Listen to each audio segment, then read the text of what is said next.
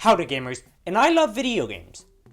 So much that I even play them sometimes. Of course, I don't want to spend money on them. What do I look like? Someone who has a disposable income? I spend all my money on a paper shredder. And also video games. So, that's why, starting today, I'm going to be pirating the rest of my games. I already have a spindle full of Wii games right here. So, let's start this new chapter of my life with no more heroes.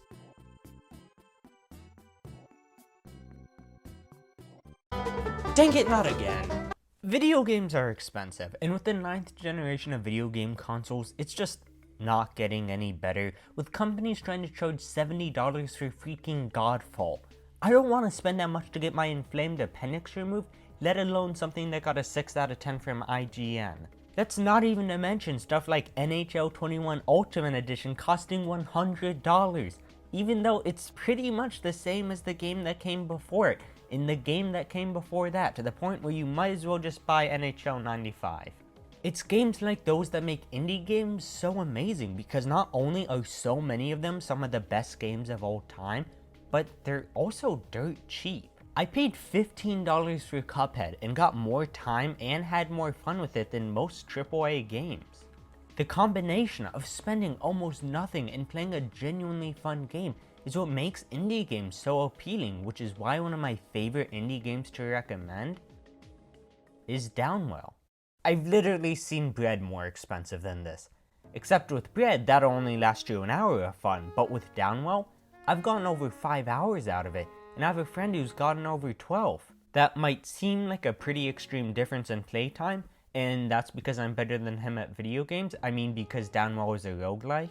In case you haven't played an indie game in the last decade, a roguelike is a genre of video games that's been around since the 1980s with the game called Rogue. Roguelikes have become super popular lately, especially with indie titles, whether it's Binding of Isaac, Hades, Enter the Gungeon, Slay the Spire, Risk of Rain, Spelunky. They all feature the mechanic of randomly generated levels and permadeath. Technically, some of those are actually roguelites, where you get some carryover between runs, like the elevator in Enter the Gungeon, or unlocking new characters in Risk of Rain, but it doesn't seem to matter to people, and they just mix up the genre regardless, which is kind of annoying to me, and I get I shouldn't care that much to be bothered by it, but it was either that or be a productive member of society, and I think I made the right choice. Anyways, like I was saying, Downwell is indeed a roguelike, but what makes it stand out is the unique addition of gun boots. It's such a refreshing mechanic. I mean, how many other video games with gun boots are there?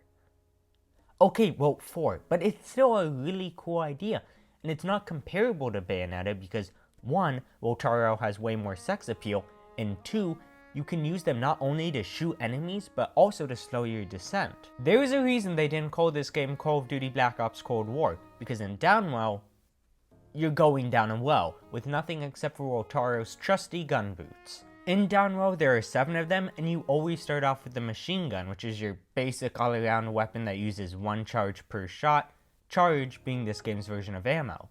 So the guns not only do varying amounts of damage and fluctuate in how much they slow your descent, they also use different amounts of charge.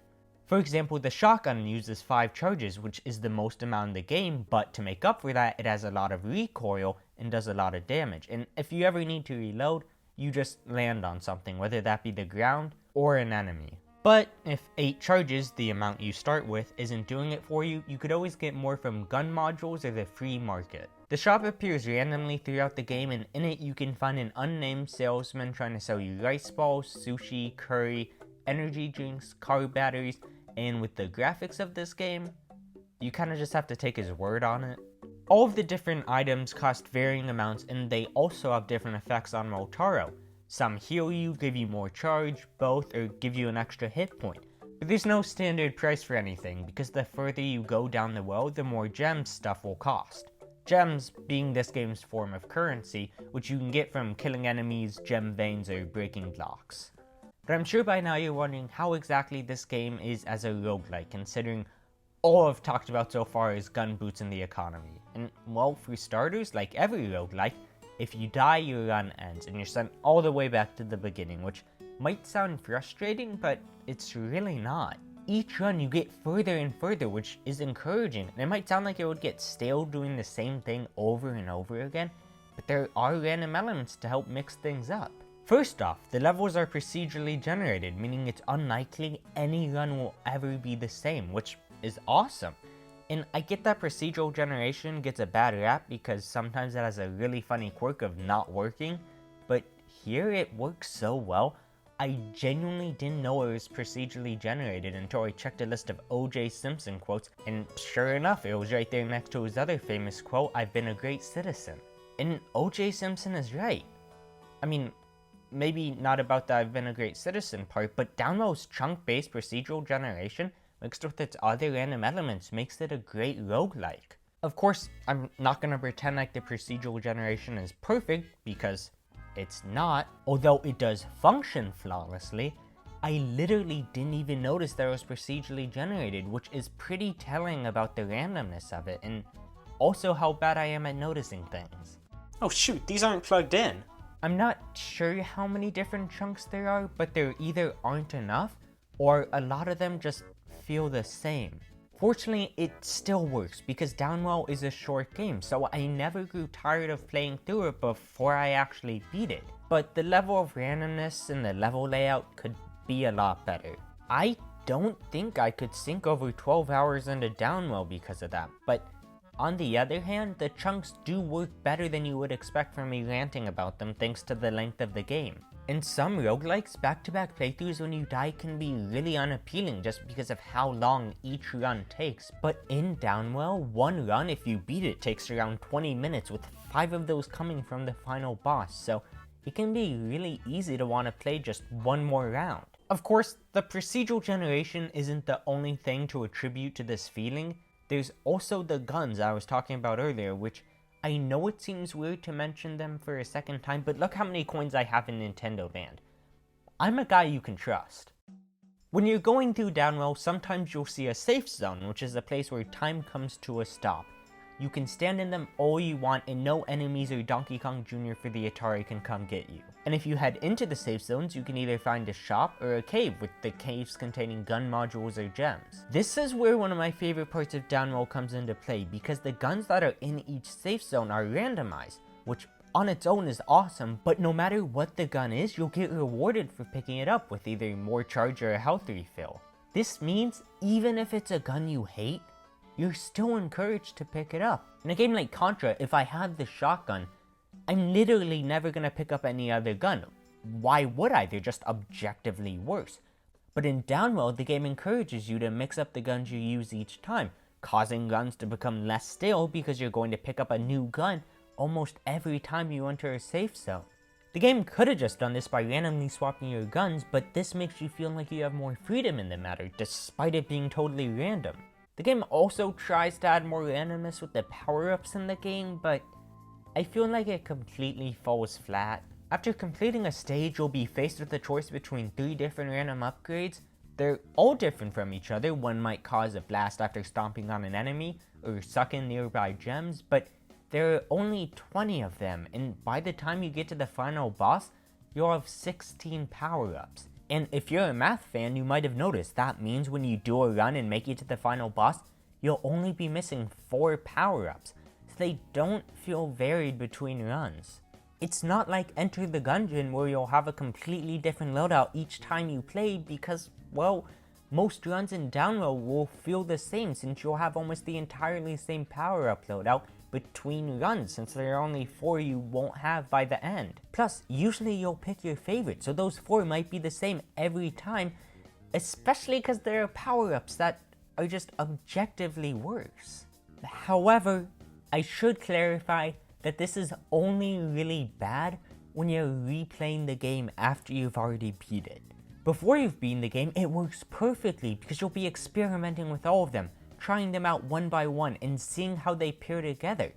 20 is a good amount for the base game, just like I said, it becomes not enough when you want to play the game after you've already beaten it, meaning that Downwell is a roguelike with not the best replay value in my eyes. The only thing that does make me want to replay Downwell are the unlockable colors. You see, I thought Downwell was a 9 out of 10, but then I realized you could see what it's like to play colorblind. Jokes aside, the unlockable palettes are neat, but I never really used them since I already liked the original color palette, and seeing what the game would be like green didn't really make me want to keep playing to see what comes next.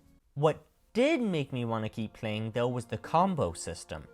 It's nothing revolutionary, it's not handstand mode, but it is good fun to see how high of a combo you can get. The combos start after you get 5 kills without touching the ground, and it's so much fun seeing how long you can keep it going. And this is why the gun repulsion mechanics are awesome, especially since they all control differently. This means while some guns do more damage, they all control differently with how much they keep you in the air. Plus, since they all have different charges, you might run out of ammo, causing you to lose your combo faster with some guns compared to others. And if you ever do need more ammo during a combo, you just have to land on an enemy, and if you're worried about not being able to go to the shop during the combos, you don't have to since combos aren't interrupted by the time void. But what makes the combo system even better is that it's not just for fun. The higher the combo, the more rewards you'll get, like gems or health.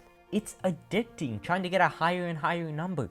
And if you're confused why you'd want to get health when you're at full health, if you get 4 health power-ups from the shop, upgrades, combos, or gun modules when your health bar is full, your total number of hit points goes up by 1. This means there's always a reason to be going for a combo, but they are risky, creating a great risk-reward system. However, I guess it's not too risky, considering for the most part this game is really easy. It's not like I'm amazing at video games either, unless of course that game is Connect 4 and Clubhouse Games 51 Worldwide Classics, in which case I'm amazing at video games, but this is not Connect 4. This is a game published by the same people who published Genital Jousting, and honestly the hardest part of this game for me was the first area. I'm not saying it's overall objectively the hardest, but it's definitely the part that gave me the most trouble, since that's when I was still learning all the mechanics of the game, and once I was able to beat it, it only took me a few tries to be able to consistently beat an area, except for the 4th area, which I literally was able to beat on my first try. I would have appreciated either a better difficulty curve or just the game being harder overall, and I get that there is a hard mode, but that just doesn't seem like fun since the game's grown stale since I've beaten it. Anyways, don't take the areas being easy for them being boring. They were still really interesting. First off, each area introduces new enemies, which is awesome, especially since all the enemies are unique and vary in how they look, move, and are killed. Plus, each area has a fun gimmick that I won't spoil, but definitely makes them stand out from the rest and change up how you play them. Also, I will admit the final area, aka the boss fight, was actually hard. It took me a few runs to be able to actually beat it, and it felt really cool to do so. It used all the gimmicks from the past stages, so it really felt like you were using everything you had learned up until that point. The only downside is that it made me wish there were more bosses in the game. It was so much fun, but also disappointing that that was it. It would have made the game a lot harder for sure, and extended the game length in a fun way if there were more bosses, but oh well, at least this game has a pretty cool soundtrack. I don't think it's anything that I'd ever listened to outside of the game, but it works well for what it is. It's very simple, which I think complements the gameplay and the art style. Also, the game only having 3 colors might seem really overwhelming at first, but I think it works really well. Because of the limited color palette, it means everything can be color coded, so even if you're encountering something for the first time, you know white's safe to stand on and red's harmful to you. I just freaking love the lack of colors in this game, and I don't think I've seen any other game attempt something like this other than freaking Vermin. Downwell is a nice and short roguelike that I'm pretty sure you could buy and beat in a single afternoon, but I don't see that as a bad thing. The game is only $3, and if you're lucky, it goes on sale for 98 cents, so I'd say it's like a masterpiece for your wallet. And by that I mean it's a really great deal. It's not a literal masterpiece by any means. I mean, how could it be? It's only $3 while Funky Barn costs a whole 20, but it's still a great game. To give this game a score of 100, I'd give it an 86 out of 100. It's short, probably won't leave a long-lasting impact. Not too replayable after the first playthrough, but frick, on that first playthrough, it is so fun and addicting. That's why to give this game an award, I'd give it the just use your Switch coins to buy it. You probably have enough, especially if it's on sale. Downwell is literally on every modern system, even the one that plays Flappy Bird, so you don't really have an excuse to not give it a try, especially when it's only $3. Unless you don't have $3. You have more than $3, and if you hate digital media, luckily for you, you can buy a physical copy of this game off eBay for more than $3. Let's just check the prices and... well, it's a good thing I take care of my physical copy, and seeing as how I just beat it, I probably won't be playing it anytime soon, so I'm just gonna put this back on my shelf right next to my prized possession, the paper shredder. Wait, no!